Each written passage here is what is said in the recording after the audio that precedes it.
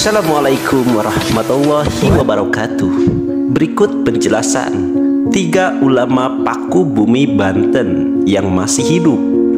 Banten merupakan provinsi 1000 kiai dan 1.000.000 santri. Itulah julukan untuk provinsi yang satu ini.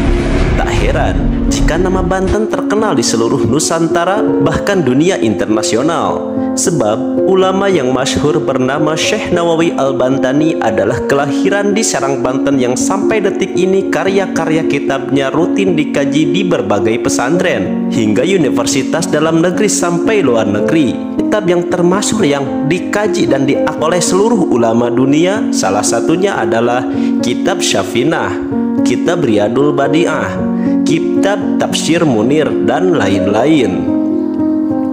Provinsi yang dikenal dengan seni debusnya ini disebut-sebut memiliki paku atau penjaga yang sangat luar biasa. Berikut 3 ulama Banten paling keramat yang masih hidup saat ini.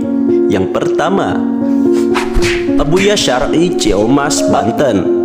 Abuya Tubagus Ahmad Syar'i Ciomas, Banten merupakan sosok ulama yang saat ini paling diakui keberadaannya sebagai paku bumi di Banten. Beliau merupakan salah satunya murid Syekh Nawawi Al-Bantani sekaligus ulama yang satu-satunya diangkat dengan Mbah Hashim Asy'ari, pendiri Nahdlatul Ulama.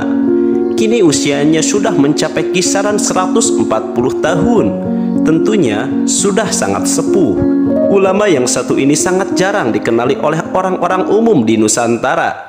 Tak jarang di Banten sendiri dikarenakan memang beliau jarang keluar terlihat publik. Kesehariannya hanya berdiam diri di dalam rumah dan menerima tamu yang datang ke rumah. Banyak tamu yang datang sekedar meminta doa dan barokah dari beliau. Beliau disebut-sebut sebagai pemegang golok Ciomas. Golok bukan sembarang golok.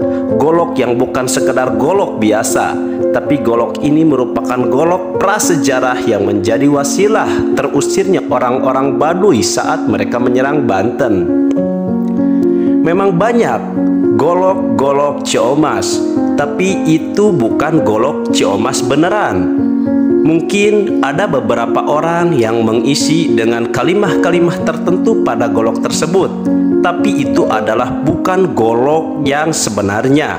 Golok Ciomas yang sebenarnya dipegang oleh Abuya Syar'i, yang satu-satunya orang memegang golok tersebut. Adapun golok-golok lain yang dimiliki oleh masyarakat-masyarakat tertentu atau ulama-ulama tertentu itu hanya golok biasa yang diberikan amalan-amalan tertentu dengan kalimah-kalimah tertentu sehingga menyebabkan golok tersebut menjadi sakti mandraguna. Dimulai dari ajian-ajian Lagok Paru, Cigulewa, Cekangkengan, Serat, Tanjakan, Breja Musti, Taji Marela, Betara Karang, Betara Sangsang, Elbu Banyu, Pancasona, Tepu Jagat, dan yang lain sebagainya. Yang kedua, Abuya Muhtadi Cidahu, Pandeglang, Banten merupakan salah satu ulama yang diakui sebagai pakunya tanah Banten. Seorang ulama yang terdaftar dalam jajaran Muhtasyar PBNU. Beliau adalah seorang putra dari Abuya Dimyati Cidahu, Pandeglang. Ayahnya merupakan seorang waliullah yang sangat masyhur tak hanya di Nusantara namun juga dunia internasional.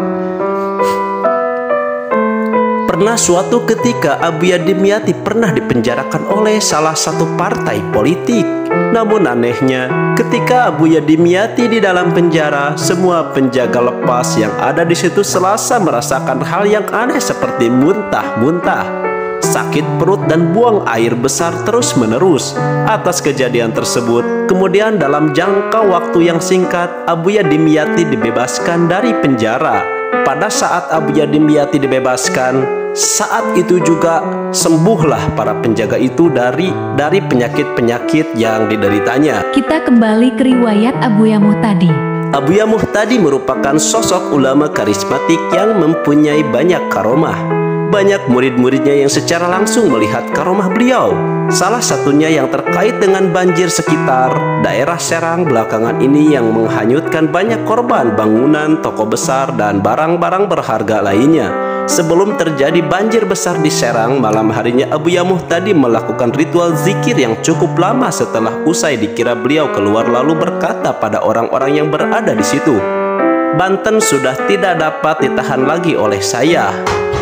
Orang-orang yang berada di tempat itu bingung apa maksud Abuya Muhtadi. Apa yang akan terjadi dengan Banten?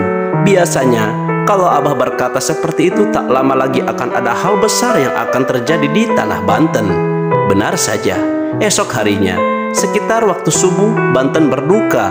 Khususnya yang berada di daerah Serang dan sekitarnya terjadi banjir besar yang luar biasa yang menghanyutkan barang-barang berharga lainnya. Bangunan-bangunan yang besar hanyut dan beberapa korban yang tewas. Itulah karomah dari Abuya Muhtadi, anak dari Abuya Dimyati, seorang waliullah dari Indonesia yang masyhur sampai ke internasional. Yang ketiga, Abuya Munfasir Padarincang, Banten. Penampilan yang sangat bersahaja membuat orang-orang yang melihatnya bergetar. Wajahnya bersinar. Beliau bagaikan magnet kehidupan. Ulama Pakubumi Banten yang terakhir adalah Abuya Munfasir yang bertempat tinggal di Padarincang, Serang, Provinsi Banten. Beliau mempunyai pesantren yang tanpa nama, terletak di kaki bukit Padarincang. Abuya Munfasir dulunya seorang dosen di IAIN di kota Cirebon. Setelah itu beliau hijrah kembali ke Padarincang. Beliau menjual seluruh harta bendanya untuk dibelikan sebidang sawah dan membangun sepetak gubuk, dan sisanya selebihnya beliau sumbangkan. Pada saat krisis moneter tahun 1998, di mana keadaan sangatlah paceklik, sampai-sampai pada saat itu konon katanya untuk makan 1 biji telur saja harus dibagi 7. Cerita beliau, Abuya Munfasir hanya menerima santri laki-laki yang jumlahnya maksimal 40 orang saja. Akan tetapi belum pernah santrinya mencapai 40 orang. Abuya menerapkan beberapa syarat untuk mondok dan menuntut ilmu di tempatnya. Salah satunya dengan tidak diperbolehkannya membawa apapun, hanya baju yang melekat di badan saja yang diperbolehkan untuk dibawa ke pondok beliau. Selain dites agar sanggup berpuasa selama 40 hari sambil berbuka dan sahur hanya dengan 3 teguk air saja, tidak lebih. Setelah melewati cara pengetesan ini, Abuya mengharuskan santrinya untuk berpuasa dengan umbi-umbian yang tidak diperbolehkan untuk dimasak atau terkena api. Pada taraf ini santri harus mengiringi puasanya dengan membaca Al-Quran 10 juz per harinya. Ketika semuanya sudah dilewati, sampailah kita pada syarat yang bisa dibilang syarat tertinggi, yaitu diberikan oleh Abuya harus berpuasa mutih atau matang puluh, berpuasa dengan hanya nasi putih dan garam saja, dan berpuasa dari segala omongan atau tidak berbicara. Jadi jangan heran ketika berkunjung ke tempat beliau akan menemukan santri-santri beliau yang tidak mengeluarkan sepatah kata pun, sedikit pun, meskipun Anda tanya. Bukan berarti santri itu tidak bisa menjawab atau tidak bisa balas menjawab, dikarenakan santri itu sedang menerapkan syarat yang telah diberikan Abuya kepada santri tersebut. Syarat-syarat yang diberikan beliau memang terlihat sangat berat, tapi beliau punya manhaj sendiri untuk menjadikan santri-santrinya memiliki hati yang bersih, salah satunya melalui jalan tasawuf. Dalam metode kali ini, beliau tidak mengajarkan betapa sulitnya dalam beribadah, tapi seperti inilah arti dari sebuah ibadah yang sesungguhnya, jauh dari keramaian duniawi dan mendekatkan kepada ukhrawi.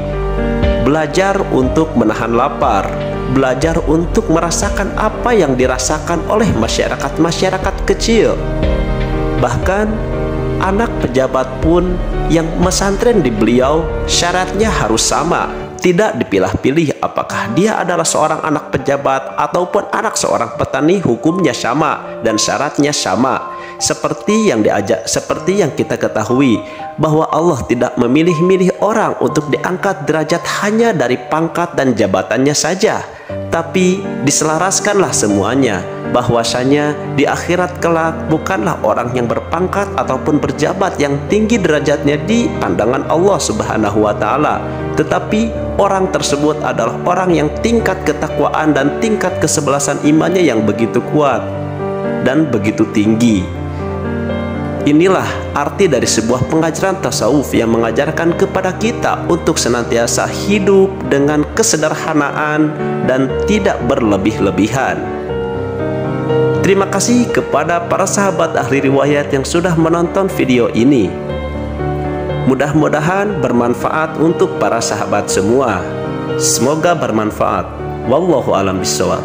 Assalamualaikum warahmatullahi wabarakatuh.